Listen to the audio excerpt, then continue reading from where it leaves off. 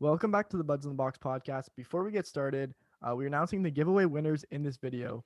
So we will say the winners around the middle of the video. So make sure you guys stick around to the end. And without further ado, how you guys doing today? Good boys. How about wait? Fuck! Oh my god. Good. How are you, Eric? I'm doing amazing. Jude, it's okay. We all mess up sometimes. But We I'm do. doing actually really good because the Leafs won 2-0. And I guess the headline of this game would be Campbell gets a shutout. But before we get into that, because we'll definitely get into that debate, whatever. First thing I wrote down: Simmons, Matthews, Marner starting the lineup. What do you guys think? I liked it. I don't know. I thought it was a great line. I mean, Simmons definitely brings that edge, like kind of same kind of edge that that Hyman does. Um, so I think Matthews and Marner definitely need to be paired up with either Simmons or Hyman for the rest of the year. Nothing against Thornton, but he just doesn't get in those dirty areas, and he doesn't really get the puck to Marner and Matthews to make that magic that they have. So, I think Simmons or Hyman is definitely a good pairing for that Matthews and Marner line.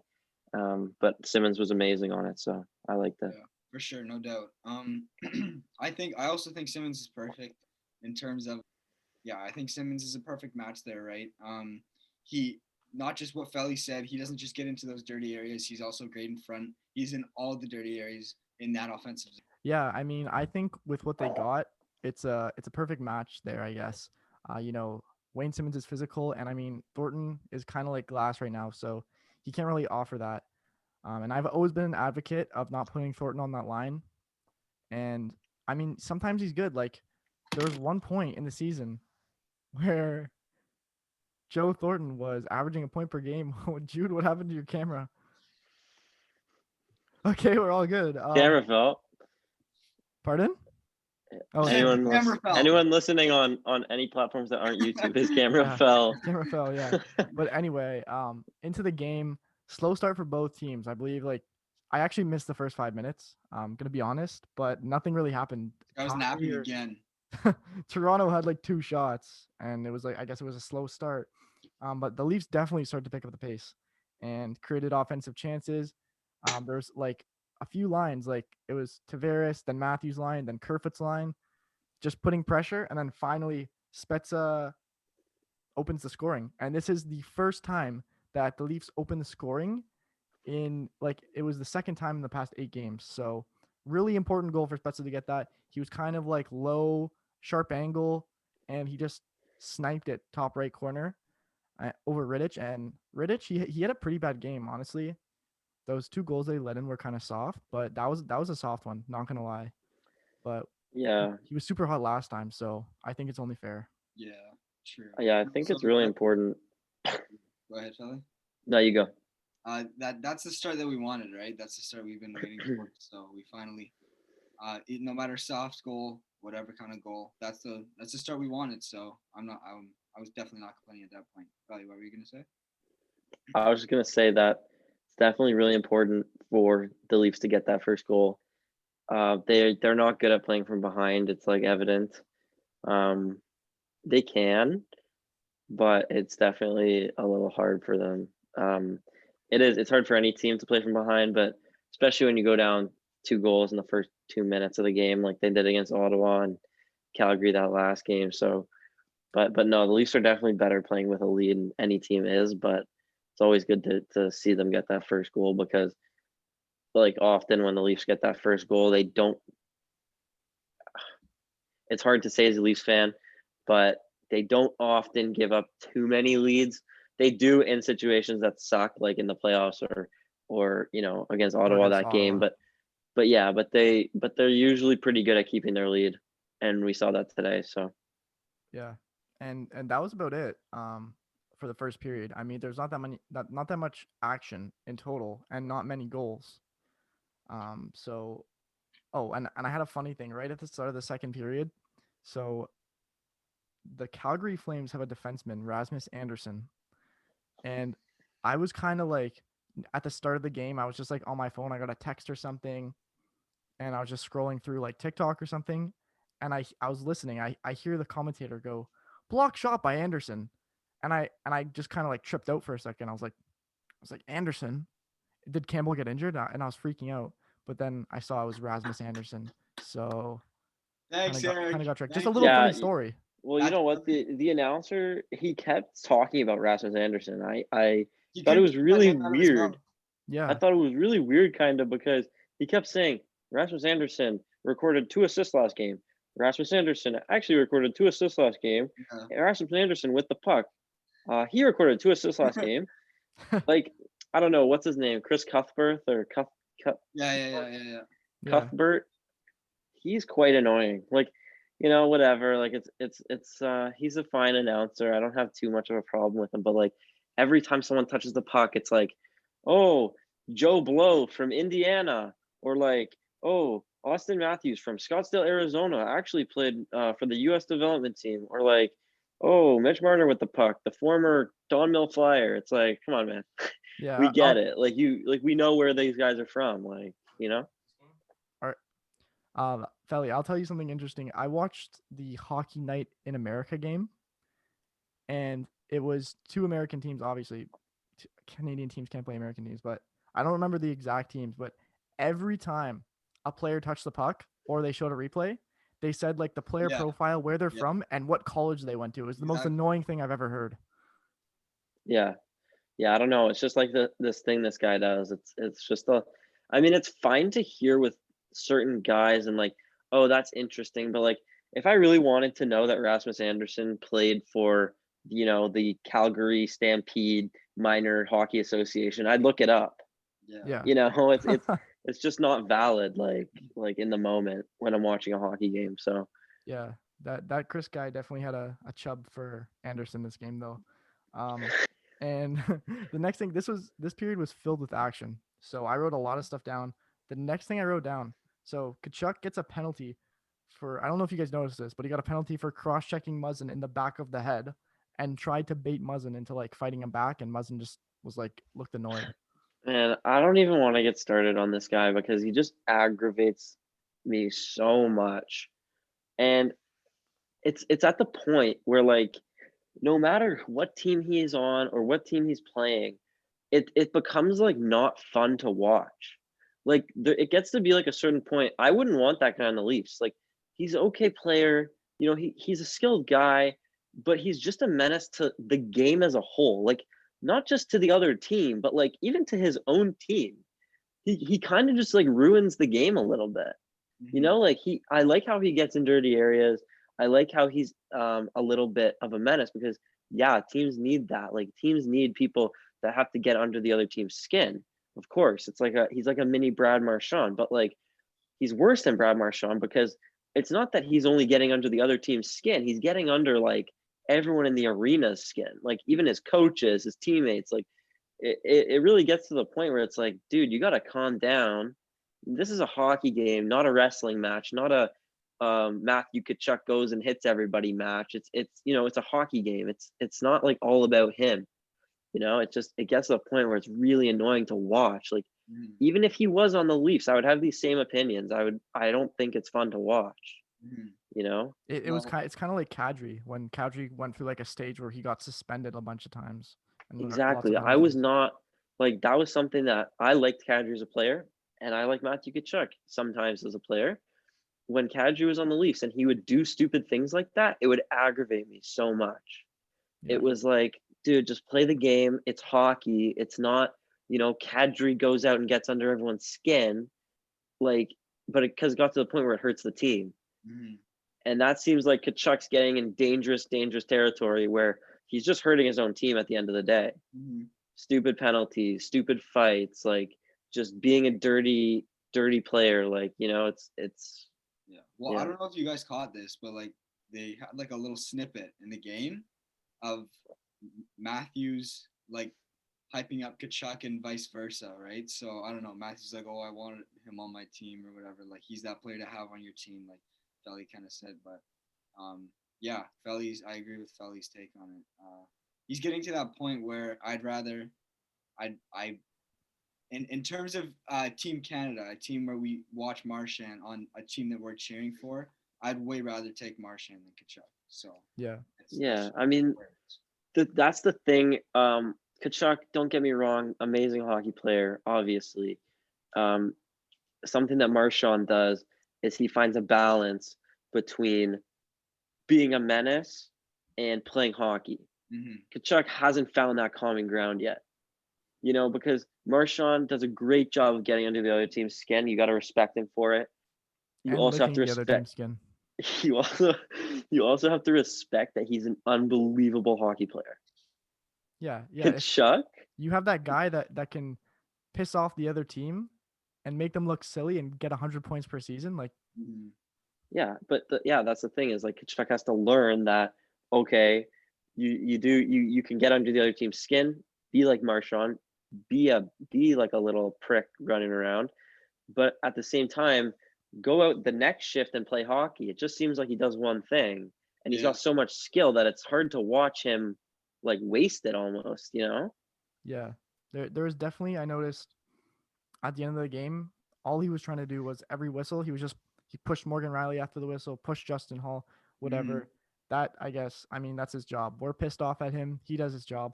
I mean, he Whatever. tries to spark, a little like fire for his team, but there's 20 seconds left. They're down by 2. What's the point of jamming into Campbell? There's no point. That's just him being mad and being a hothead like he is. Yeah. So. And then right after this, after Kachuk's penalty, was a series of just unfortunate things for the Leafs.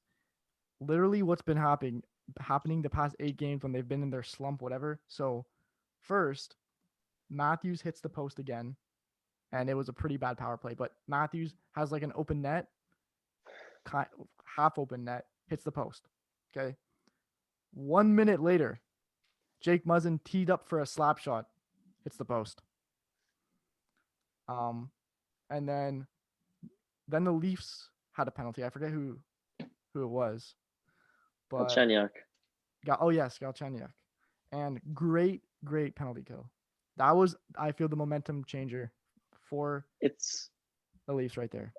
Yeah, going back to those posts, it's interesting because what it seems like right now, and every team goes through this, but it kind of seems like nothing is really going their way, even though they won the game. And yeah, it was a good game, and like I'm happy with the game. But it seems like those 2 posts, if they go in, it's a different game. Like there's some weird bounces that hit the post or don't go the Leafs' way that like really have gone against them for the last 6 games. Yeah. Right. Sure. Just weird balances that have gone against them that they can't seem to get going their way.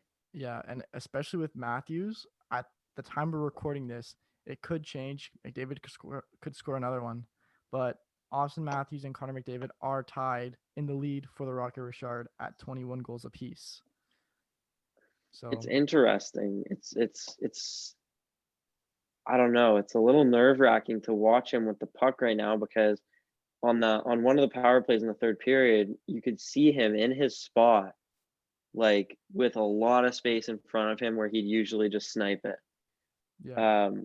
But not shooting it and just passing it back up to Riley. It was just, as a Leafs fan, really hard to watch because so used to seeing him just put those away and kind of give the Leafs a bigger lead and whatever. But it was a little scary to watch, honestly, not seeing him shoot.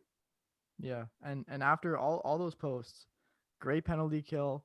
Marner, I think he might have even had a breakaway or something, or no, maybe it was Kerfoot. Yeah, he almost did. One of them almost did. But I'm just gonna chip in here. I just want to say before that Galchenyuk penalty, he was what's the word? He was tripped.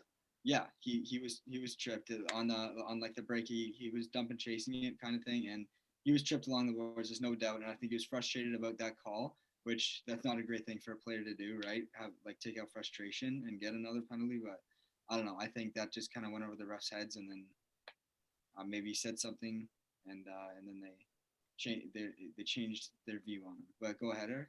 Yeah. That penalty kill though, it kind of sparked some momentum for the Leafs, and 16 minutes into the second, after a lot of back and forth hockey, Hyman makes an unreal play. And also credits Morgan Riley because he took 2 defensemen out of the play. Yeah. for Hyman to go around the net, wrap it around, and just put it.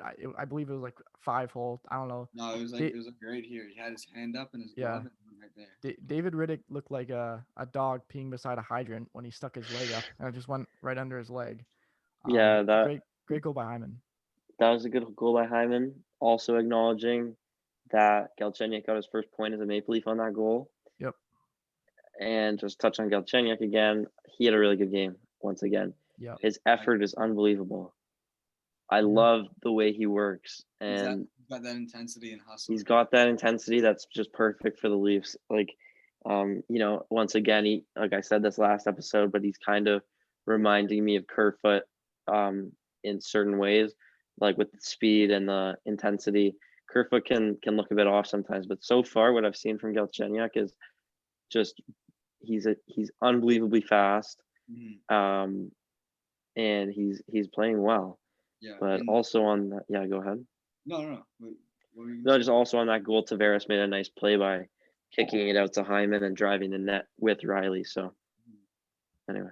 Yeah, giving that like that secondary awareness that the defenseman needs to have, and Riddick too. I don't know why he played it like that, but I just dating back to Galchenyuk's Montreal days. He was a sniper, so he still got that hidden shot that we were yet to see, kind of in that slot area on the power play, right? Anything like that, even in a rush with that like Tavares line, we're yet to see that. Like he was a shooter on the Canadiens, so I'd love to see him use a shot sooner or later, because I feel he's due, boys. Trust me, he's due. He had like a 30-goal season on Montreal, 2 30-goal seasons maybe. Yeah. On Montreal. Fun fact, he was drafted 3rd overall in the same draft that Riley was drafted 5th overall.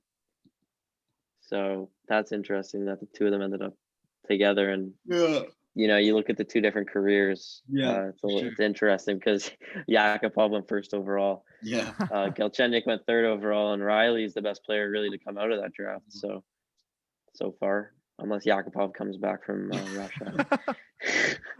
Yakupov making an NHL comeback. Love it. Yeah, we'll see. Yeah. And now we promised you guys we would announce the giveaway winners. So right here, I have the giveaway winner, and this is for a reverse retro Nylander jersey. That's what this person requested. And the winner of the jersey giveaway is Weekly Dose of Internet. So Weekly Dose of Internet, good going, man. Congratulations. Congratulations. If you want to DM us on Instagram at BudsInTheBox, we'll be happy to buy you your jersey, give it to you, and get all the sizing and stuff like that. And make sure you guys follow our Instagram as well. It'll be linked in the description. We are also planning on monthly giveaways soon. Yes. So if you didn't win, don't beat yourself there's always up. there's next month, and Perfect. Yeah. So now let's get into the third period. And this is where Calgary started to play desperate for a goal. Leafs were still dominating, but I was actually scared for Jack Campbell's shutout because he was playing really well. Well, we'll get into it. We'll get into it now. Okay. Well, so go ahead. Yeah. I just want to bring up something. Jack Campbell, I said last episode, this is a very important thing. I think for any game, every single night, the goalie has to have one game-changing save. Well, let's get to that. Okay. Jack Campbell made that game-changing save. It was, I don't know. Okay, we'll get to it. We'll get to it in depth. The only thing I have before that is that Matthews once again missed an open net, and it was actually blocked by like someone's blade of their stick. Cannot catch a break. So tough to watch. And because the third period, no goals, pretty boring. Literally, the next thing I have written down is Campbell with an amazing kick save with about 4 minutes left. Yeah, so he stacked the pads. Yeah. So here's what I kind of gathered from that whole situation. Anderson would not have made that save. And here's why. Anderson is it's almost like he's robotic. Conservative, I guess. Like he doesn't take risks. Conservative. He doesn't like to take risks. He's very like cut and dry in the net. It's like systematic. It's like watching like a well-oiled machine work in the net. He's amazing. Don't get me wrong, but in order to make that save, you have to desperately fly across the net and unorthodoxly move your body. Anderson probably would have tried to slide across or done something that he learned as a goalie, but I don't think he like does that ever really. I've never really seen him. Sometimes I don't like when goalies like flop around the net, but Like Askarov. yeah, like Askarov, but in the World Juniors. But sometimes you have to, right? So I think that was an amazing play by Campbell, just to absolutely just go for it and do whatever he could to stop it. And yeah, it didn't look. I mean, it did end up looking pretty cool, but in his mind, he's got to be thinking, I just got to get across and stop it. And I think what Anderson might think, or another goalie might think, is I have to fundamentally slide across to get this puck and like push off the right way, or make sure I get to this post or whatever, right? But anyway, that game-changing save, one save. That's what I'm trying to say. Is one save is all you need to win a game like that. Yeah, They probably definitely. still would have won if that went in. Probably, but who knows? But yeah, I think you just need that one save, that momentum shifter, that save that just is kind of like a wow, that's amazing save. Like, that guy's the goalie and he's on our team kind of thing, Yeah, I So was waiting for that one game saving save, right? He went through the entire period, 2 periods, facing about 20 shots, and I was just waiting for it because he wasn't really tested throughout the game, right? But that definitely sealed the deal for me, right? Bringing back the old Marty Brodeur 80s 90s hockey goalie move. Love to see it, Jude. I'm curious to hear your thoughts as a goalie on it. Yeah, for sure. Well, I mean, um, as much as you want to think he wasn't contested, that's an NHL team. Those are two NHL teams playing. You can think he wasn't contested at all. Frederick Anderson let in 3 shots from the point, and we clearly saw that he could see 2 of them. So most of Campbell's saves, and that's right there. That's a dead giveaway. He's a great goalie. He makes that look easy. You know what Anderson makes it look like? This. He goes like that. It's behind him. You know what Campbell does? He's. I also noticed something that I don't want to give away because maybe other teams are watching this. No, I'm just kidding. Is he watches that puck so well. He makes sure he doesn't go butterfly. He's not a ginormous Frederick Anderson, but he's not a little guy, right? So, but he like a perfect. I think it was Tanev. He came down kind of the exact same play as Anderson, and he stayed on his feet. Or it was Rasmus Anderson, God's gift, Rasmus. He came down came down the right wing, just took a shot on the power play, and Campbell held his ground, held his feet, had his edges, everything, played it so well, and Anderson let in a freakishly close goal to that yesterday. And I just personally think he has what it takes, and he's just, I don't know, he has that extra edge, right? I think that most goalies who go to that greatness or eliteness have that extra gear, and he showed this extra gear. He's kept that fundamental game like I was just talking about, and then what Felly was talking about, that Hasek style of play, that Brodeur style of play, right? That do anything to keep the puck out of the net. And you know what? Like Felly said, it doesn't need to look pretty. How many goals did he let in? That's what I thought. 32 saves on the night. I have no complaints from Jack Campbell, and I personally think he can keep it up because he does whatever to keep it out of the net, and that's what we need. Sticking to the Leafs goalie topic quickly, because we're running out of time here, but it will be interesting to see what happens on Thursday. Leafs play on Thursday. Does Campbell get the start? Potentially, possibly. Does Anderson get the start? In my head, if Anderson gets the start, it means that they're trying to get his confidence level back up because they are playing Ottawa. Mm-hmm. So if he can have a good game against Ottawa, then that can definitely get his confidence level back up. And that would mean to me that they want him to be back at where he was or can be as a goalie in the NHL. If he doesn't, that's telling me maybe they're thinking about starting Campbell more.